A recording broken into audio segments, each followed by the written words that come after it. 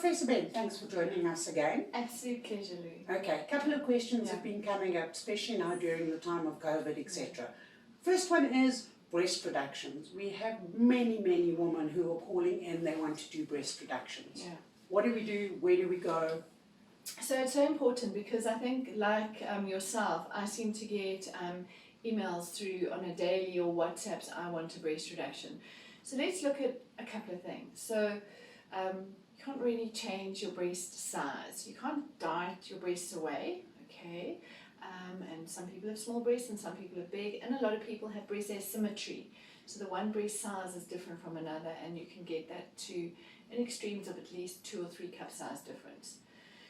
The most important thing is, have you checked your breast? Have you examined your breast? Do you have any lumps or not lumps? And you go for a routine sonar if you're under 35 or a mammogram and ultrasound before you do anything.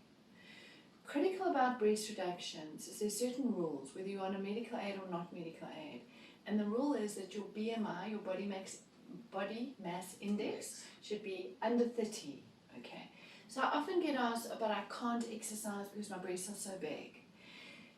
Sadly, and you see I've just come from a run, 75% of our weight is what we eat. Input, output, 25% exercise. So it's about calorie counting and getting your BMI down.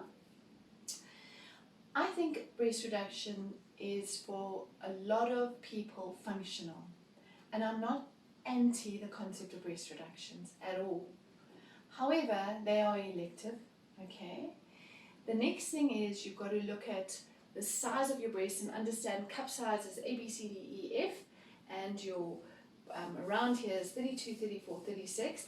And the functional aspect is if you're carrying a weight continually, women do this, so they start getting shoulder problems and pains, they get rashes under their breasts, just BT dubs, as one of the kids would say.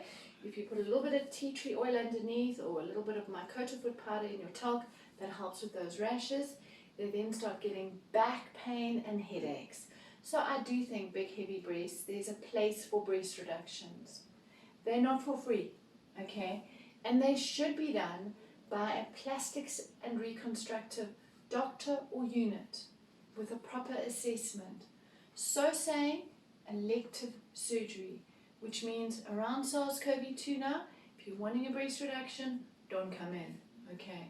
I think from a government side, wait until at least May, June, July, and they'll probably start rebooking after they're caught up on their relatively semi-elective cancer work and other work. Have I forgotten anything about breast reductions? Well, the question I have is, how do you know you're going to qualify for a breast reduction?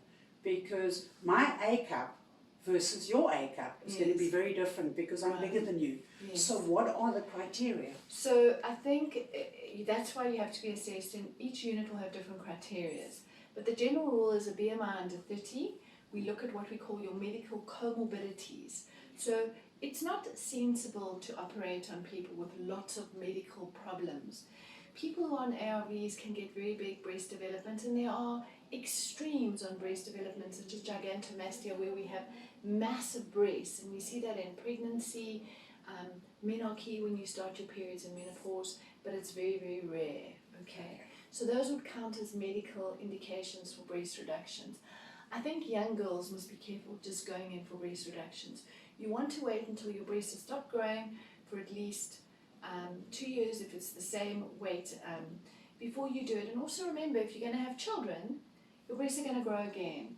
And there are complications to every surgery.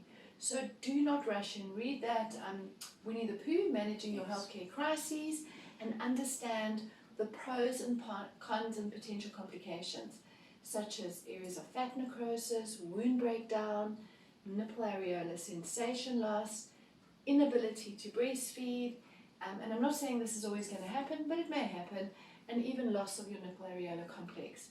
So my advice is 2 opinions, time taken with decisions, and anything else?